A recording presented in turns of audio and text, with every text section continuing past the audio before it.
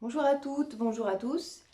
Dans cette vidéo, je vais vous parler des énergies de l'hiver à travers la médecine traditionnelle chinoise, à travers aussi la tradition du yoga, de l'Ayurveda, et quel rôle peuvent jouer donc tout ce qui se rapporte au travail des points de méridien selon la médecine traditionnelle chinoise, donc acupuncture, etc. Alors moi, mes domaines particuliers, c'est le shiatsu et le douyin. Donc je vais vous parler essentiellement de ça.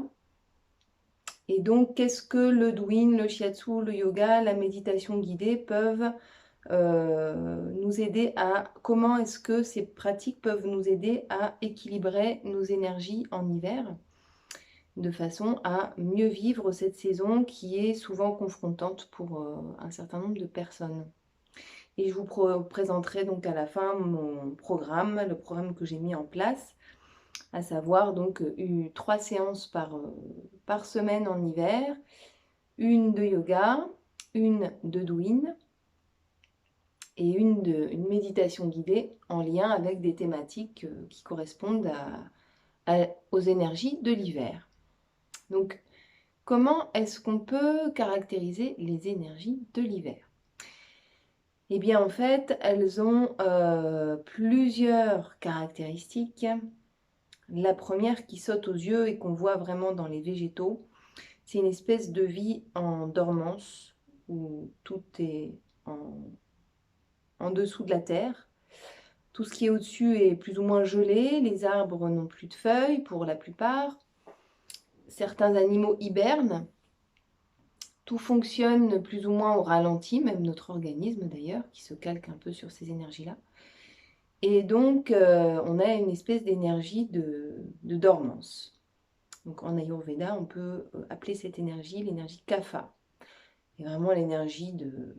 Voilà, quelque chose de très profond, mais quelque chose où il y a peu de mouvement. Donc ça, on sent cette lourdeur, cette fatigue, cette pesanteur qu'on peut avoir en nous pendant cette saison. Et en même temps, à la surface, on a une énergie gelée avec du vent, glacial parfois. Alors c'est pas, c'est comment dire, un peu un cliché parce que toutes les journées sont pas comme ça en hiver. Mais dans l'énergie, c'est un peu ça, quoi. C'est, voilà, le vent, c'est pas le petit vent sympa de l'été, c'est un vent qui est confrontant, qui va venir mettre les muscles et le corps un petit peu comme s'il était gelé, comme s'il était paralysé, avec une sensation de blocage et de dureté, quelque chose qui est bloqué, quoi. Donc, entre l'énergie kapha pesante, assez immobile, et vata qui amène un mouvement, mais un mouvement d'agitation un peu violente, eh bien, il n'est pas évident d'aller trouver son équilibre. Euh, voilà, donc en médecine traditionnelle chinoise, on associe la saison de l'hiver à l'élément eau. Donc Kapha, c'est vraiment ça, c'est l'eau, c'est vraiment des eaux profondes, sombres, dans lesquelles on n'y voit pas, qui peuvent réveiller nos peurs et dans lesquelles on va aller à la recherche de nos ombres. Et c'est vrai qu'on voit qu'à l'entrée de l'hiver, avec la fête d'Halloween par exemple, ou tout un tas de traditions festives qui invitent les morts, par exemple au Mexique, il y a la fête des morts. Et puis avec Halloween, on voit qu'on invite les sorcières, les fantômes, les squelettes, tout le monde un petit peu de l'invisible, tout le monde de l'au-delà qui s'invite dans cette saison de l'hiver.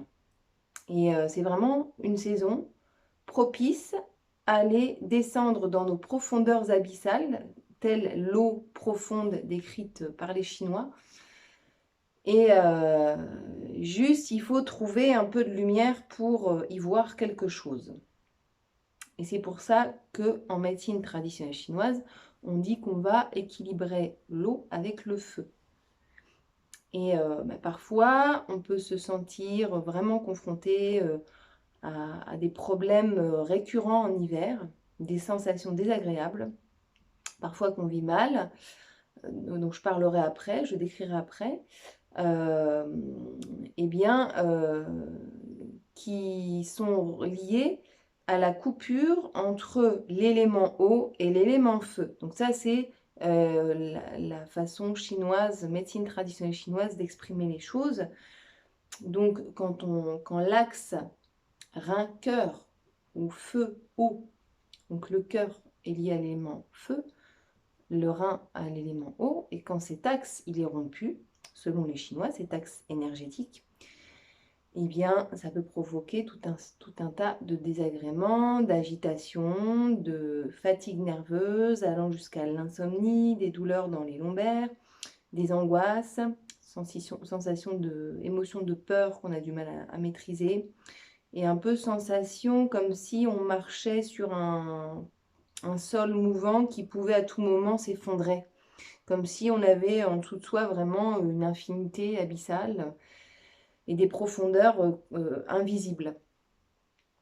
Alors moi, tous ces mots et toutes ces sensations me parlent parce que c'est vrai que j'ai vraiment tendance à avoir, surtout pendant toute cette transition entre l'automne et l'hiver, il y a vraiment une période pour moi où je sens l'idée d'un gouffre, quoi.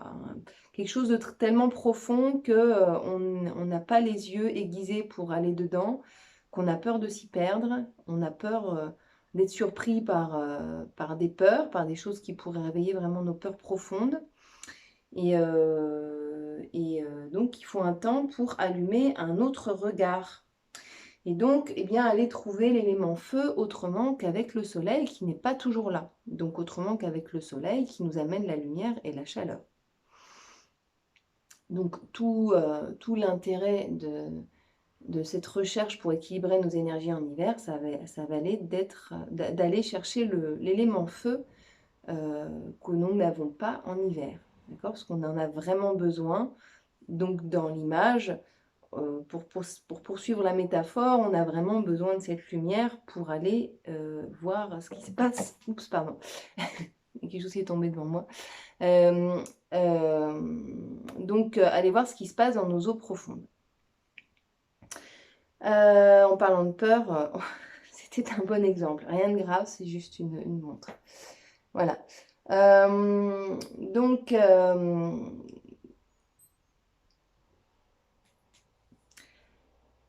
quels sont ces symptômes? Donc, on l'a dit, axe rein-cœur qui est rompu, souvent une grande agitation. Et donc, les fragilités que nous pouvons observer en hiver chez l'être humain, donc ça va être faiblesse du système immunitaire, donc possibilité d'attraper des maladies pas très sympas, hein, les grippes, tout ça. Donc l'idée du yoga, Douyin, ça va être de renforcer, d'aller agir sur les points et les postures et les techniques qui renforcent le système immunitaire, y compris le système digestif, puisque le système digestif microbiote est vraiment lié au système immunitaire. Le yoga aussi va agir, mais le Douyin également, sur le système lymphatique. Donc notamment pour aller huiler les articulations ou pour aller activer certains points qui vont libérer le système lymphatique qui est directement lié au système immunitaire. Donc digestion, système lymphatique directement lié au système immunitaire. Donc on va vraiment cibler les pratiques qui vont agir sur ça. En hiver, il est également possible d'avoir des douleurs de lombaires, bas du dos. Donc en médecine traditionnelle chinoise, l'hiver, elle est associée avec le méridien du rein, donc plus ou moins dans le bas du dos, et le méridien vessie. Donc tout ça qui est lié à l'élément eau, puisque l'eau et la vessie et les reins dans notre organisme gèrent l'élimination des liquides, enfin de l'eau. Donc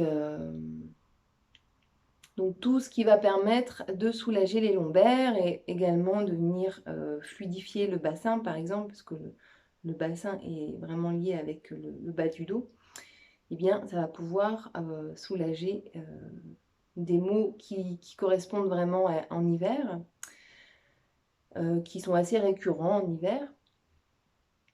On note aussi une fragilité des os, donc pareil, le méridien du rein est très lié aux os.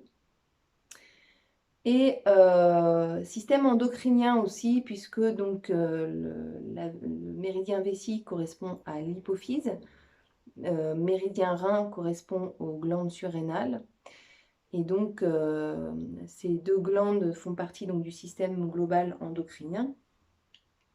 Et on peut voir certaines crises de personnes qui ont des perturbations du système endocrinien, de différentes glandes du système endocrinien, eh bien, être un peu plus fortes ou se déclarer en hiver, puisque c'est vraiment une saison aussi où il faut surveiller notre système hormonal. En hiver, eh bien, la circulation des énergies et des fluides dans le corps se fait plus difficilement du fait du froid qui glace, qui gèle, etc., qui crispe. Et évidemment, on fait face aussi à la température, à des températures parfois froides. Et donc, on va chercher à renforcer l'organisme pour aller combattre le froid. Et puis, donc, pour les personnes qui sont frileuses et sensibles au froid, on n'a pas tous la même réceptivité. Eh bien, ça peut également vraiment être soulagé par une pratique régulière du douyin et du yoga. Voilà, donc faire attention également aux voies respiratoires en hiver, puisque quand on respire un air qui est froid à l'extérieur, eh bien ça peut fragiliser les bronches. Ça ne veut pas dire qu'il faut rester chez soi tout le temps au chaud. Au contraire, le fait d'être dehors régulièrement, ça va habituer, ça va ragaillardir le corps, et puis ça va vraiment lui permettre de se nourrir aussi des énergies de la nature. Donc la médecine traditionnelle chinoise et le yoga, l'Ayurveda, s'appuient sur les éléments de la nature, hein, l'observation des éléments de la nature.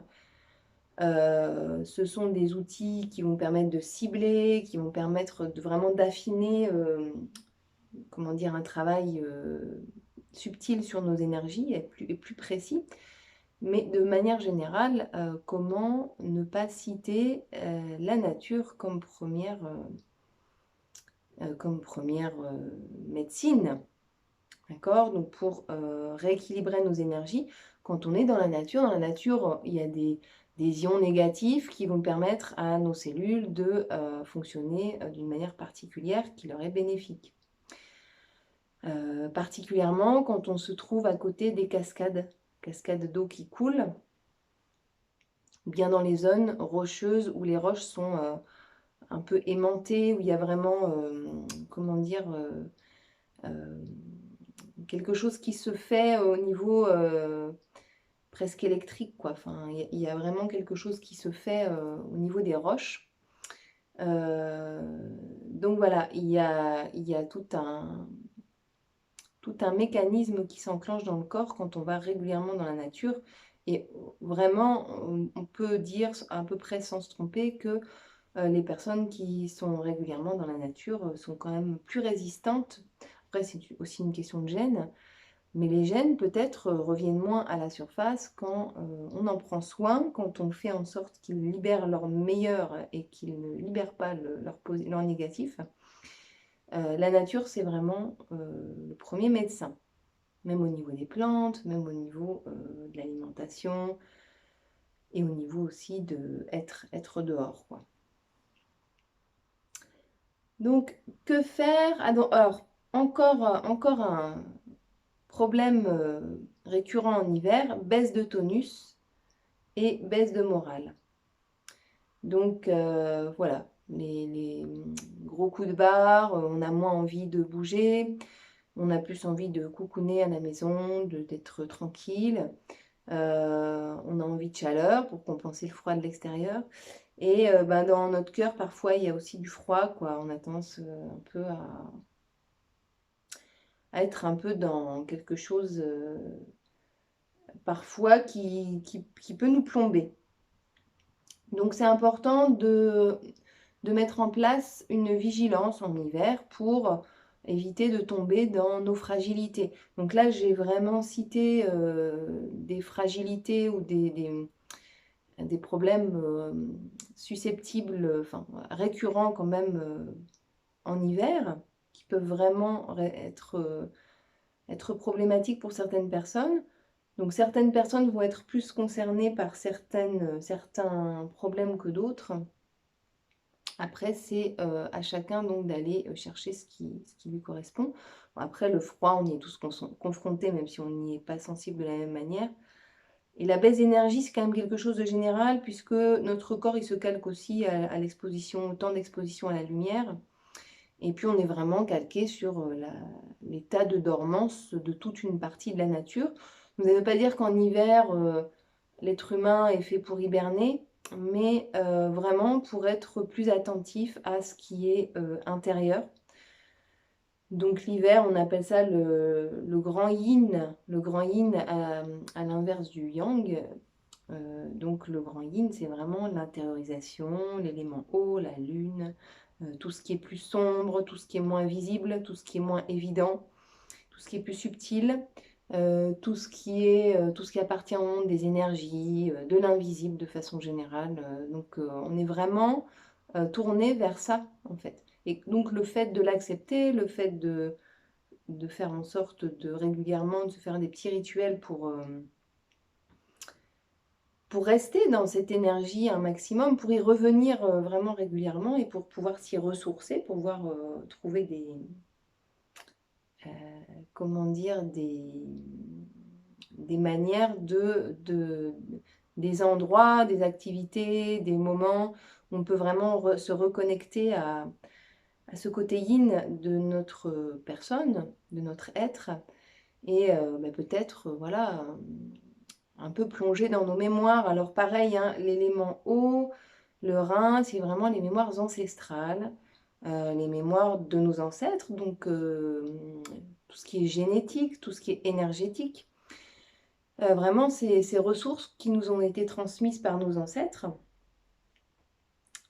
Donc à l'inverse de, par exemple, l'énergie liée à la rate et aux poumons, c'est vraiment l'énergie, en fait, les actions qu'on va mettre en place dans notre vie pour entretenir, donc à travers l'alimentation, à travers la respiration, notre qualité respiratoire, à travers notre gestion émotionnelle, etc.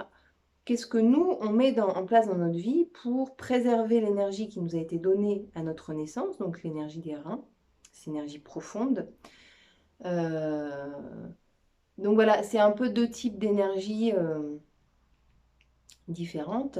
Et donc l'hiver, c'est aussi du coup être connecté à ces énergies ancestrales en nous. D'accord? Les énergies qui nous ont été transmises par nos ancêtres. Peut-être parfois aussi des émotions qui remontent, des peurs, ça peut être des rêves, des angoisses, des choses qui appartiennent parfois à notre propre passé et parfois qui appartiennent à notre lignée, d'accord, à nos ancêtres, ou pour ceux qui y croient, à nos vies antérieures. Mais donc en tout cas, à des vies, à des événements, à des choses à des vibrations en fait appartenant au passé. Donc ça c'est intéressant aussi d'aller un peu explorer ou de tenir compte bien de ces énergies qui sont présentes pour nous dans ces périodes voilà, de profondeur, quoi, qui nous reconnectent à nos profondeurs, à nos racines, etc. Et je pense que c'est vraiment d'autant plus important, voilà, d'observer des rituels, des temps pour être à l'écoute un peu des vibrations, de ce qui est présent pour nous. Qu'est-ce qui a peut-être besoin de remonter à la surface là maintenant pour être nettoyé, pour être accueilli, pour être apaisé, pour être guéri. Parce que c'est pour ça que les choses remontent à un moment donné. C'est parce que c'est le bon moment pour elles de montrer leur visage, d'être éclaircies, d'être éclairées. Et puis pour être guéries, en fait. Les choses remontent pour être guéries. Donc parfois, la première réaction qu'on peut avoir en ressentant des choses qui remontent, ça peut être des sensations désagréables, de la peur. De toute façon, on a toujours un peu peur de l'inconnu, de ce qu'on ne connaît pas. Et puis quand on allume la lumière, qu'on va chercher l'élément feu dans nos eaux sombres, eh bien les choses peuvent devenir beaucoup plus simples. et simplement apprendre à apprivoiser nos ombres. Et notamment les ombres qui sont liées à nos mémoires, tout type de mémoire, de cette vie et de celle d'avant. Voilà ce que nous propose l'hiver. Et donc chaque hiver, comme ce sont des cycles, les saisons, eh bien chaque hiver, nous avons, grâce à toute l'année que l'on a pu vivre, eh bien nous allons retravailler ces mémoires, faire remonter peut-être des mémoires différentes un peu chaque année, peut-être les mêmes, mais avec un regard, un accueil différent dans le présent, et voir comment on peut nettoyer ces mémoires quand elles remontent. Ce sont autant d'occasions pour vraiment venir apporter de la guérison en fait, hein, et cicatriser certaines choses. Donc que peut-on faire pour vivre mieux les énergies de l'hiver et ne pas tomber dans les pièges un peu et de laisser finalement nos fragilités prendre le dessus et se faire piéger, quoi. Donc tout d'abord, être bienveillant avec soi-même, s'envoyer de la bienveillance régulièrement, quotidiennement, à chaque fois qu'on en a besoin. Prendre des rendez-vous réguliers avec soi-même pour faire les activités qui nous font du bien. Moi, évidemment, je vous propose celles qui me font du bien et que je vois être bénéfiques pour beaucoup de personnes.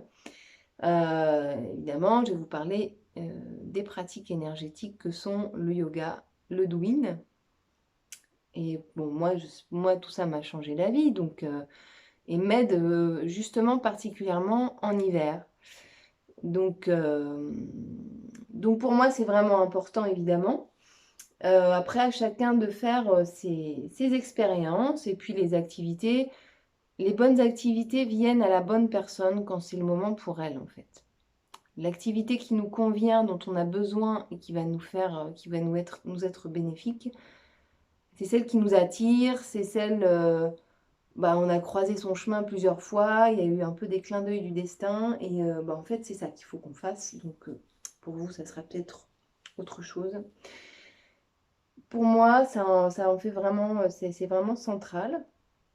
D'autres conseils aussi, justement, eh bien, se mettre en contact avec l'élément eau, dans des bains, dans des hammams, mais de l'eau chaude, d'accord? Évidemment, alors ça peut être aussi de l'eau froide, mais ça c'est autre chose, c'est une autre expérience, il faut être prêt pour le vivre. Mais là, c'est vraiment l'idée de bien-être, de se faire du bien et d'aller chercher la chaleur qu'on n'a pas forcément à l'extérieur. Donc des bains d'eau salée avec du sel de mer. On peut rajouter aussi quelques 8 à peu près 8 gouttes d'huile essentielle, une huile essentielle de détente comme la lavande par exemple, mélangée avec un peu d'huile végétale.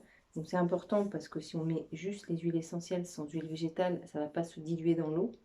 Donc ça ne sert pas à grand chose. Donc huile végétale avec de l'huile essentielle. Donc les balades dans la nature, ça c'est vraiment essentiel pour se ressourcer. Comme je vous l'ai expliqué, il se passe vraiment des choses au niveau énergétique, au niveau de nos cellules, quoi, hein. Il se passe vraiment quelque chose de très concret. Et vraiment prendre conscience de la manière dont on se nourrit des énergies autour de nous. Et donc aller vraiment vers les énergies qui nous nourrissent, qui nous régénèrent, identifier les énergies qui nous prennent vraiment de l'énergie, hein, qui nous vident, et savoir les gérer. Essayer de gérer à quel moment on va dans les énergies confrontantes quand c'est nécessaire, et à quel moment on prend de la distance. Donc ça, en hiver, c'est vraiment important d'être un peu dans sa bulle de sécurité et de savoir dire stop à ce qui ne nous convient pas. Parce que c'est une période vraiment où on va avoir plus de mal que dans les autres saisons pour régénérer notre énergie, pour renouveler notre énergie. Donc les massages, les automassages, pareil, ça va être très apaisant. Et puis il y a des points aussi du corps, hein, qui sont vraiment stratégiques et spécifiques pour venir apaiser les maux de l'hiver. Donc ça, évidemment, je vous invite à voir mon petit programme Douyin pour explorer tout ça. Se répéter des phrases affirmatives, ça c'est très important. Et vraiment trouver les mots, les phrases qui nous inspirent et qui nous élèvent, qui nous font vibrer un peu plus haut. Et vraiment pour générer quelque chose de paisible, de serein, pour se mettre au diapason d'un sentiment de paix profonde. Vraiment, pour pas céder à l'agitation qui mène à l'épuisement, qui est une tendance en hiver. D'accord? Donc ralentir. Et au niveau de l'alimentation, donc éviter les excès, en tout cas sur le long terme, pas prolonger, en tout cas pas répéter, parce que les excès alimentaires en hiver vont accentuer les allergies, enfin tous les problèmes que chaque organisme a tendance à générer au printemps. Donc, c'est en hiver aussi qu'on va remplir un réservoir énergétique pour pouvoir se propulser vers le haut au printemps. Et pour vivre pleinement les énergies montantes, les énergies d'action, de prise de décision, de départ que nous apporte le printemps. C'est vrai que c'est important de voir l'hiver un peu comme une période de gestation aussi. Pareil, les graines, quand elles sont en dormance, eh bien, il y a toute une forme qui dort à l'intérieur et qui se prépare à se révéler grâce aux énergies du printemps. Mais il y a un temps où elles sont en gestation, en dormance, ou peut-être elles se nourrissent, peut-être voilà, elles grossissent, enfin, en tout cas, elle est en attente. Et ce temps d'attente, en fait, il est essentiel. Il se passe beaucoup de choses dans ce temps d'attente. S'il n'y a pas ce temps d'attente, il y a des choses qui ne se font pas après. Et si on ne prend pas soin de notre assiette, de ce qu'on met dans notre estomac, dans notre corps, dans notre bouche, en hiver, ben, il y a des choses qui se font, qui sont un peu, ben, du coup, perturbées pour bien vivre les énergies du printemps. Donc, vous voyez comment ça fonctionne les saisons selon les Chinois, les Indiens. Et je suis persuadée qu'en Europe, il doit y avoir aussi des traditions qui nous ramènent à ça. Donc, le goût, au niveau des saveurs en hiver, on va privilégier des parfums, des saveurs très salées, comme les olives noires, les algues, qui vont nous amener tout un tas de minéraux et un goût très très fort. Les algues qui viennent de la mer aussi. Vous voyez, le sel, ça vient de la mer. Donc, peut-être goûter des sels différents, des sels de qualité.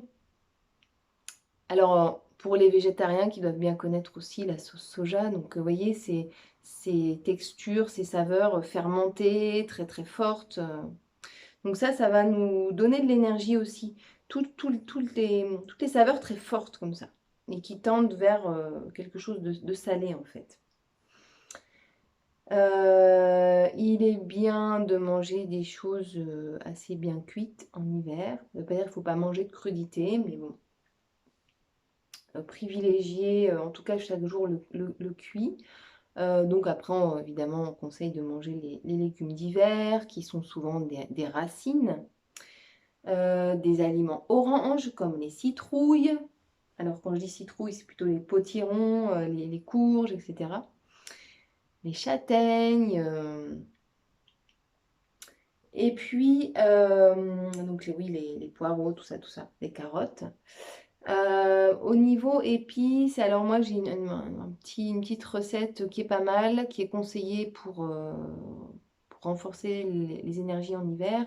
C'est une petite tisane qui va également être bonne pour renforcer notre microbiote et donc qui est pleine d'épices bons pour la santé. Donc globalement, on peut y mettre de l'anis étoilé, du clou de girofle, de la cardamome. Donc ça, c'est vraiment des épices qui vont renforcer l'énergie en hiver, qui vont être bonnes également pour notre microbiote. On peut y ajouter aussi de l'angélique ou de la verveine pour vraiment avoir une digestion qui se déroule le mieux possible et pour que tout notre organisme fonctionne eh bien, encore mieux. Parce que si on ne commence pas par le ventre, par ce qu'on mange, par la qualité de notre digestion, il va y avoir tout un tas de phénomènes autour, et notamment qui vont fragiliser l'organisme. Donc d'abord le ventre. D'abord le ventre. Voilà. Alors maintenant, comment agit le yoga sur les énergies de l'hiver? Donc je l'ai dit, puisqu'on va huiler les articulations, on va permettre à la lymphe de mieux circuler. Et donc, on va renforcer le système immunitaire. La respiration va permettre la circulation des énergies dans le corps aussi. Quand on respire avec une respiration très courte et superficielle, on ne va pas nourrir le corps en profondeur, en énergie, en oxygène, en énergie. La respiration, elle a une fonction de massage aussi digestif, donc on en revient toujours à la digestion, donc amélioration de la digestion, tout est lié. Tout ça, ça va vraiment avoir une action profonde sur le système nerveux, système orthosympathique, et notamment l'équilibre entre le système sympathique et parasympathique, donc toutes les énergies d'action, de dynamisme, qui vont s'équilibrer avec les énergies de régénération, tous les mouvements du corps qui se font sans notre, sans notre conscience, donc la digestion, etc. Donc toutes les actions, tous les mouvements végétatifs finalement du corps.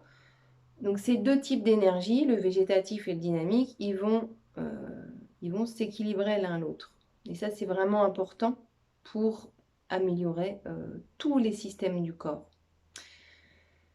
On a notamment la respiration alternée dans le yoga qui est particulièrement indiquée pour équilibrer les énergies opposées dans le corps. Donc on en revient à équilibrer l'eau et le feu.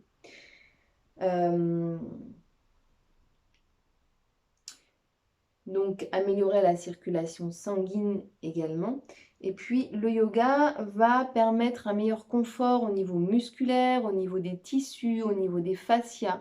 Et donc en venant parfois les compresser, parce qu'on a des postures, on a par exemple l'aigle ici, on a une partie là du bras qui est un peu compressée. Pareil quand on est assis en tailleur ou si on fait le lotus, on a une partie des jambes qui sont compressées. Ça va faire un massage. Et parfois ça va bloquer la circulation pour mieux la libérer, la renforcer par la suite. Donc toutes ces séries d'étirements et de compression du yoga, ça va vraiment venir faire des massages dans les fascias, dans les muscles, dans tous les tissus profonds du corps, superficiels et profonds. Et donc, tous ces massages vont vraiment amener de la chaleur déjà dans le corps, venir libérer toutes les tensions émotionnelles et permettre aux énergies de circuler vraiment à leur plein. Et on le sent vraiment tout de suite quand on fait du yoga, de façon générale, c'est un ressenti assez rapide. Le yoga, ça permet de sécréter aussi des endorphines. Donc déjà, au bout d'une heure de yoga, on le voit, hein, les scientifiques pourront même les scientifiques pourront vous le dire, c'est visible dans notre cerveau. Et il y a des modifications dans notre cerveau qui se font sur le long terme avec une pratique régulière. Donc ça, j'ai tout un article sur mon site internet là-dessus si ça vous intéresse. Les effets thérapeutiques du yoga et notamment les effets, les modifications visibles sur le cerveau. Donc après une heure de yoga, production d'endorphines, donc augmentation du niveau de bien-être qui va déjà avoir un effet sur tous les systèmes du corps. Et puis sur le long terme, modification de plein de choses dans le cerveau. Donc quand on dit que le yoga, ça augmente la capacité de concentration, ça agit en prévention de problèmes de santé et vraiment sur le long terme, ça peut vraiment soulager des problèmes en l'utilisant comme il faut, correctement. C'est une vérité. Le yoga a une action également sur les glandes endocrines. Donc ça va permettre d'avoir une action sur notre humeur, notre morale, nos pensées positives, la santé globale, la circulation des messages dans le corps, puisque dans le corps, en fait, on a plein de petits messagers, des hormones, des cellules qui vont transmettre des messages dans d'autres zones du corps pour qu'elles puissent se coordonner entre elles, pour qu'elles puissent se signaler, tiens, là, il faut rééquilibrer telle zone ou tel système du corps, là, il y a un déséquilibre, là, il faut être vigilant, machin.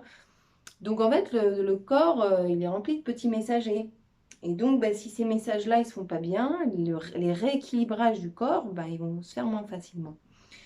Donc, rééquilibrer le système endocrinien, par exemple, quand on a les postures où on a la tête vers le bas, ça va participer à ça, puisque ici on a l'hypophyse, la glande maîtresse de toutes les glandes endocrines. À l'arrière, on a l'épiphyse, qui est très liée aussi à la méditation, à vraiment un accès à la spiritualité, hein, l'épiphyse. C'est une glande vraiment importante dont on parle beaucoup dans le yoga, qui correspond au chakra coronal. Et voilà, donc tout ça, tout ça nous apporte aussi une plus grande adaptabilité dans la vie en général, du corps, de l'organisme, de notre esprit, de notre mental. Vous savez, quand on dit que le yoga, ça rend plus souple physiquement et mentalement, eh bien, ça se justifie, voilà. Le yoga a également donc une action sur les organes internes. On a dit, donc quand on fait des torsions ici, on va venir masser la colonne vertébrale. On vient aussi masser les organes de digestion. C'est pareil, quand je suis penchée vers l'avant dans la position de la pince, ça va venir aussi masser les organes internes, ce qui permet de les détoxiner, de les nettoyer, mais aussi donc d'améliorer la digestion et d'améliorer l'élimination. Qui va donc améliorer aussi ce qu'on appelle le péristaltisme. Bon, j'ai du mal à prononcer ce mot, mais donc c'est vraiment eh bien, les mouvements de l'intestin. Donc ces mouvements, ils doivent se faire à un certain rythme, ils doivent se faire à une certaine fréquence. Et quand ils sont perturbés, eh bien, ça a des conséquences malheureuses sur notre digestion, mais aussi sur la fatigue. Et ça fatigue énormément d'avoir des problèmes intestinaux. Et tous ces massages du ventre qu'on fait naturellement dans les postures de yoga, ça va améliorer les spasmes intestinaux. Enfin, ils vont être coordonnés, ils vont être bien rythmés et non pas désordonnés et amener des déséquilibres. Donc, tout cela, en fait, plus les systèmes du corps, respiration, digestion, système endocrinien fonctionnent bien, plus notre système immunitaire, il est au taquet, il n'est pas fragilisé, il va pouvoir réagir comme il faut. Et puis, il va pouvoir s'appuyer sur voilà, des organes qui savent, qui assimilent correctement ce qu'on leur donne dans notre alimentation. Nos tissus sont oxygénés régulièrement, parce que quand on ne bouge pas ou qu'on... Voilà, les mouvements lents aussi, le fait que ce soit lent et coordonné avec la respiration dans le yoga, ça amène aussi voilà, à permettre l'oxygénation des cellules, soit au niveau musculaire, des organes et tout ça. Donc tout ça, évidemment, ça va nous rendre plus résistants.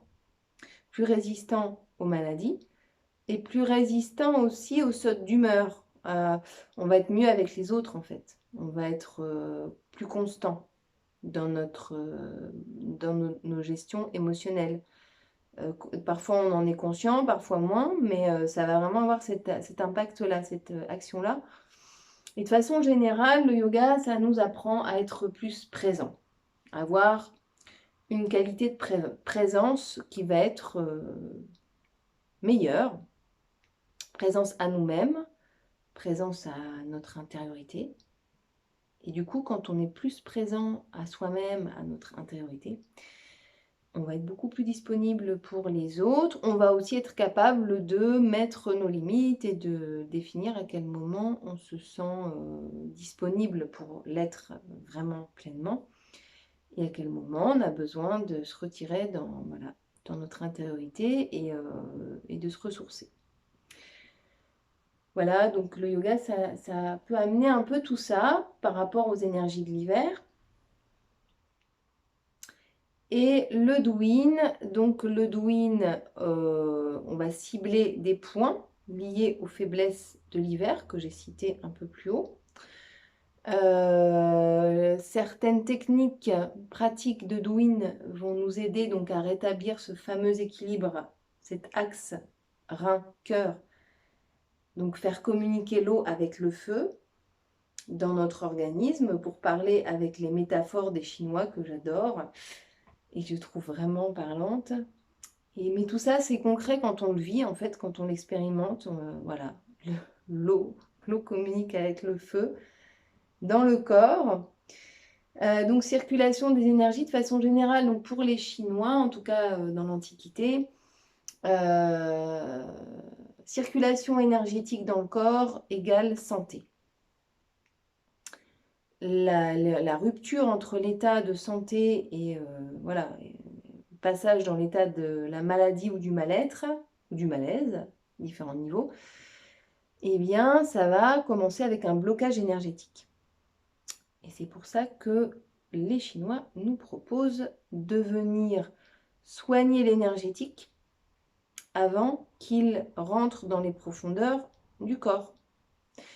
Il est plus facile, d'un point de vue médecine traditionnelle chinoise, de rééquilibrer l'énergie que d'attendre que la maladie soit imprégnée et vécue profondément et installée dans le corps, parce que là, après, on est obligé d'en passer par ce que les Chinois appellent la pharmacopée, mais donc les médicaments, parce qu'il faut soutenir le corps, on n'a plus le choix. Donc, c'est pour ça qu'on dit que la médecine traditionnelle chinoise sert de prévention aux problèmes de santé, parce que selon les Chinois, dans l'Antiquité chinoise, eh bien, la maladie, elle existe d'abord dans le système énergétique avant de rentrer dans les profondeurs et s'installer dans le corps. Donc, prévenons, équilibrons l'énergie pour ne pas avoir à réparer un corps malade, où là, on est dans la souffrance physique et ça va prendre plus de temps, ou c'est plus compliqué. Hein. Quand on est dans la matière, c'est plus compliqué. Le douyin, travail sur les énergies, ça permet de prendre conscience de la vie en soi.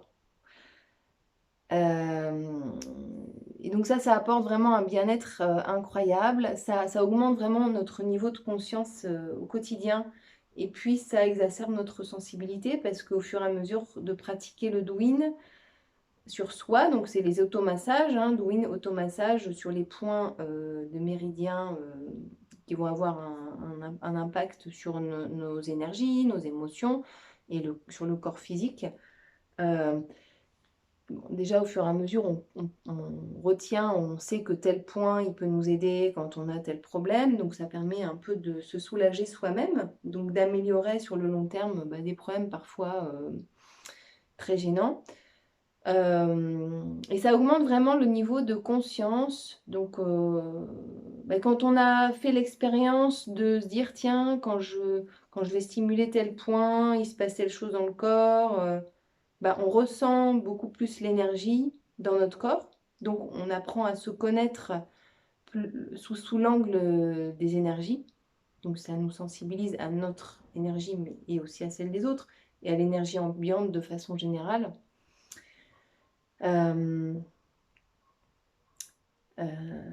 Et donc ça permet vraiment, quand on le fait régulièrement, le travail, il y a un effet de... Comment dire, les effets se décuplent, il y a un effet cumulatif.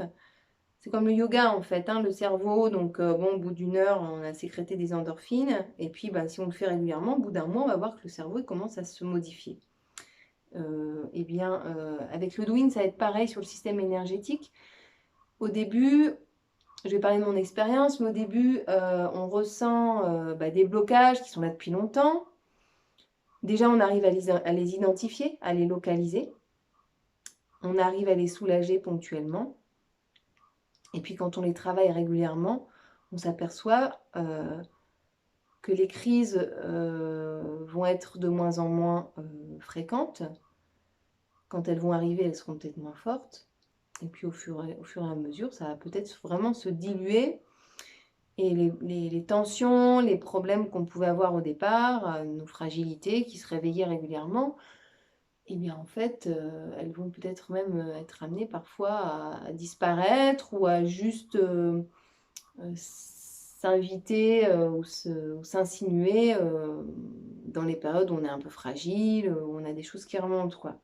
Mais il y a vraiment des choses qui disparaissent, quoi. C'est assez impressionnant, que ce soit au niveau émotionnel, au niveau des tensions du corps, donc de tout ce qui peut générer du mal-être dans le corps, et puis au niveau physique, quoi, hein, au niveau de maux physiques. Le Douyin nous permet aussi de faire un travail émotionnel, parce que quand on voit, quand on comprend que telle douleur qu'on avait à tel endroit, ça correspond à tel méridien qui correspond à telle émotion, on comprend qu'on a peut-être quelque chose qui est tendu par rapport à cette émotion-là, et du coup ça permet de venir faire un travail aussi sur soi, de prendre conscience de nos de choses qui sont peut-être encore fragiles en nous, et puis de venir les accueillir simplement, et puis de trouver un apaisement. Donc moi, ce que j'aime beaucoup dans les pratiques énergétiques, c'est qu'en venant travailler le corps, on va avoir tout de suite un effet sur les émotions. Il n'y a pas forcément besoin que ça passe par le mental. C'est-à-dire que quand je vais venir mobiliser un point, je libère une tension physique et énergétique, et ça va avoir un impact sur la façon dont je vais vivre mes peurs, dans la façon dont je vais vivre mes colères. Et en fait, j'ai même pas besoin de l'expliquer au final.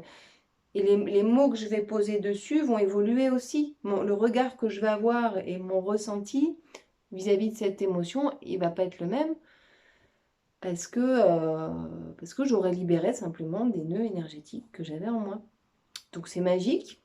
Donc moi, voilà, hein, après chacun ses pratiques privilégiées. Moi, je sais que pour moi, parler, bon, évidemment, parler est essentiel. Mettre des mots, pouvoir se confier, c'est essentiel pour avancer dans notre vie émotionnelle, dans notre vie. Mais par contre, moi, c'est vrai que les rendez-vous dans le domaine psy m'ont pas fait autant évoluer que le travail sur les énergies. Donc encore une fois, tout ça c'est personnel, chacun fait un petit peu ses expériences. Et puis de toute façon, on va vers ce qui fonctionne. Quand on voit que là, on a fait un pas de géant. Alors parfois, les pas de géant se font aussi suite à des expériences un peu confrontantes, parce que parfois, oui, on fait remonter des énergies, on enlève un blocage qui était là depuis longtemps. Donc c'est comme si le corps avait engrammé, avait enregistré son équilibre.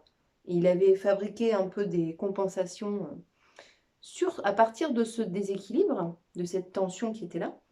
Et quand on enlève, des fois on est un peu déstabilisé, on peut perdre un peu nos repères. Mais moi je sais que je me suis vraiment habituée à ces pertes de repères, et pour moi je sais que maintenant ces pertes de repères, elles viennent libérer quelque chose, elles sont dues à la libération de quelque chose, et derrière elles vont m'amener une avancée et une élévation quelque part, et je sais que ça va me faire grandir, ça va me libérer des choses. Donc on apprend vraiment à apprivoiser aussi oui, son chemin d'évolution en fait. Et puis on apprend à voir soi-même une action dessus.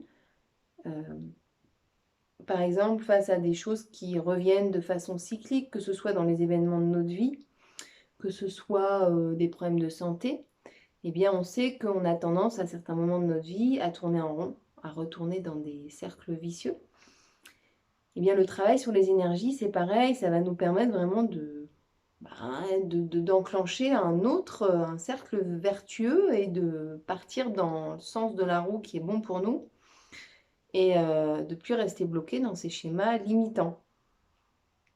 Vraiment, c'est un travail très global, le travail sur les énergies.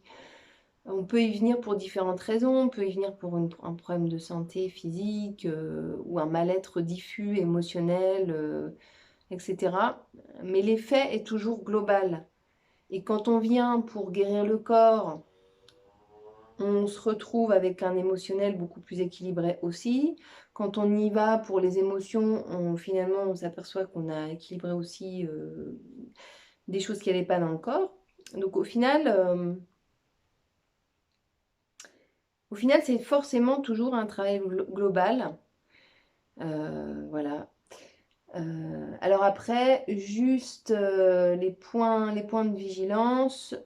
Certains points en médecine traditionnelle chinoise sont très puissants. Et il y en a 6 notamment qui sont abortifs. Donc c'est les points vraiment de vigilance. Donc normalement, on vous le dit systématiquement pendant une séance de douyin. Attention, tel point évité pour les femmes enceintes.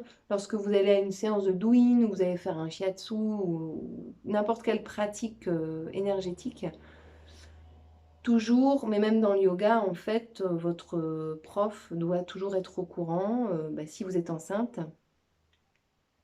Et puis également, si vous avez un problème de santé un peu lourd, il est important de ne pas faire un travail trop éprouvant pour le système énergétique du corps qui va moins être capable d'enregistrer les modifications.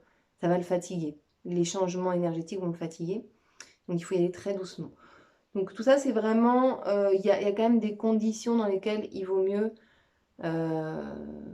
peut-être pas suivre une vidéo, être vraiment dans une interaction avec un praticien quand on est enceinte ou quand on a une maladie très grave, très lourde.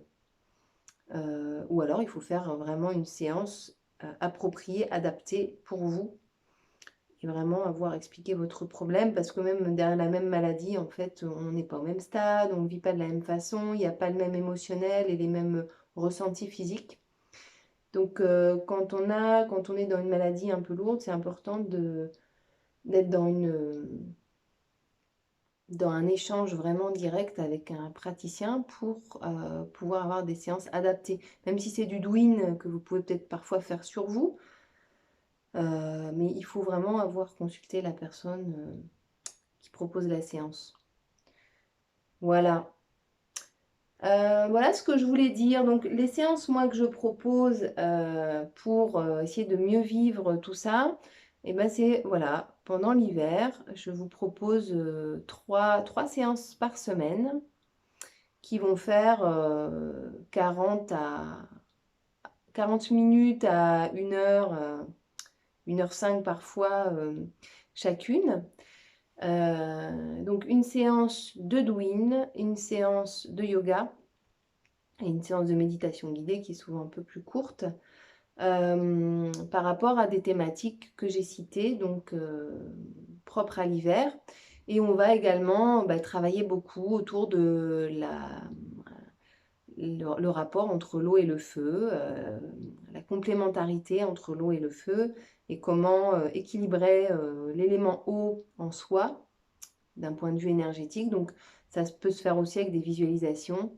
Enfin, en tout cas, ça y participe. Bien sûr, c'est un aspect des choses. Évidemment, tout ça, on ne va pas employer le mot guérir. On ne va pas aller vers... Il y a des choses qui ne se guérissent pas que avec des méditations guidées. Il y a des choses qui ne se guérissent pas que avec du yoga ou avec du douyin ou autre. Ça va être un accompagnement.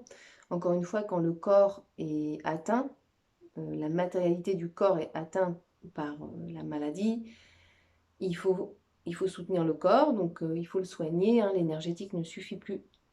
Mais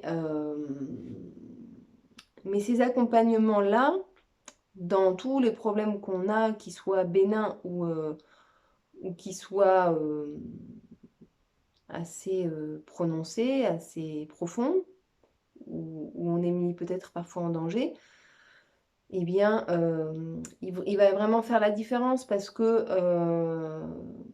dans une maladie, ce qui nous fatigue, ce qui contribue aussi à nous fatiguer, en plus du corps qui travaille à se réparer, à lutter contre un déséquilibre, ça va être le mental, ça va être la façon dont on vit, les angoisses liées à la maladie, la façon, tout ce qui est dialogue intérieur, qu'est-ce qui se passe dans ma tête voilà, quand j'ai une douleur toute la journée, quand je crains pour mon avenir, etc.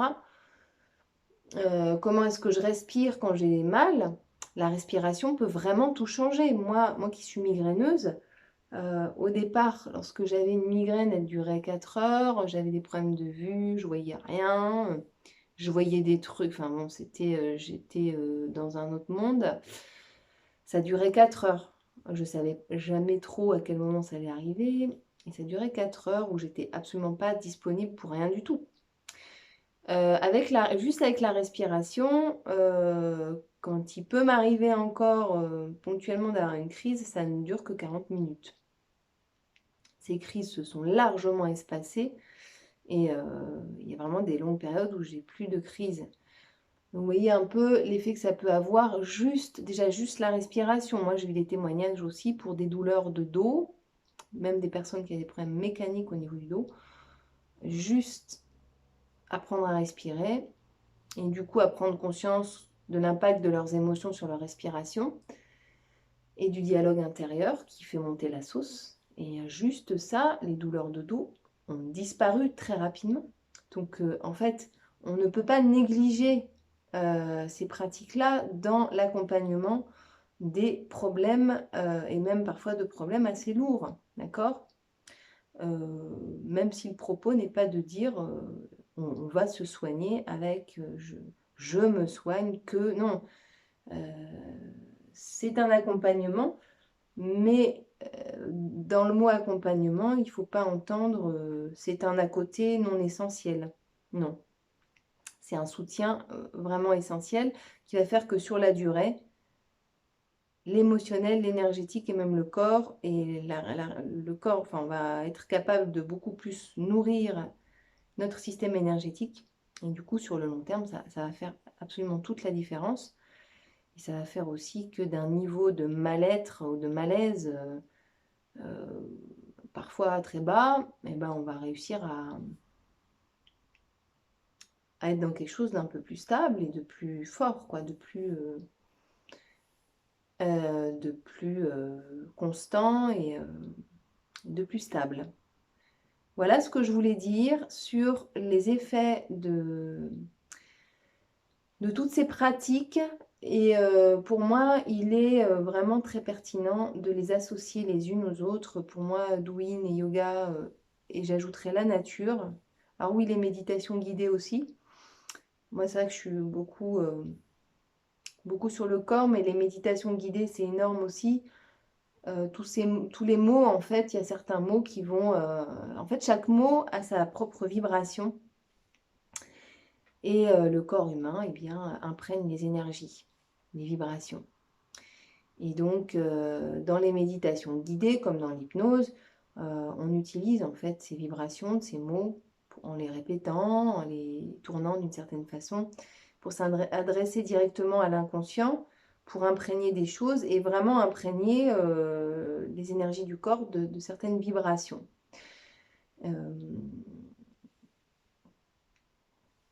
Voilà, donc les méditations guidées, pour moi c'est pareil, hein, c'est un soutien extrêmement puissant face aux maux qu'on peut rencontrer dans la vie de manière générale.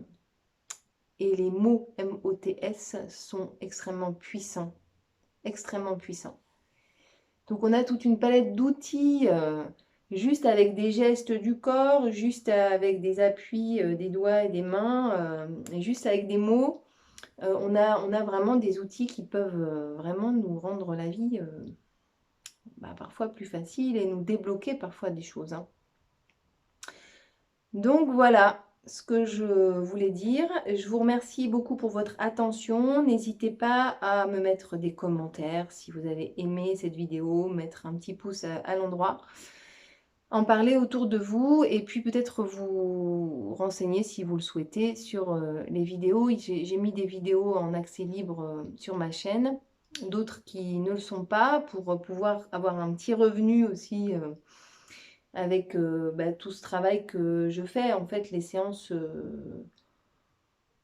c'est un petit peu des mélanges de pratiques, de techniques, et puis avec des objectifs précis donc, que je conçois moi-même avec mes petits livres là. Et donc, bah, ça prend du temps. Donc, voilà. Toute chose qui prend du temps et également ces formations qui prennent du temps, à un moment donné, ont besoin de rémunération. Voilà, en espérant que toutes ces séances eh bien, fassent du bien à des gens. Et n'hésitez pas à me contacter si vous avez envie de travailler sur une thématique particulière avec les outils dont je vous ai parlé et auxquels je suis formée. Voilà, voilà, merci beaucoup pour votre attention. À très vite. Au revoir.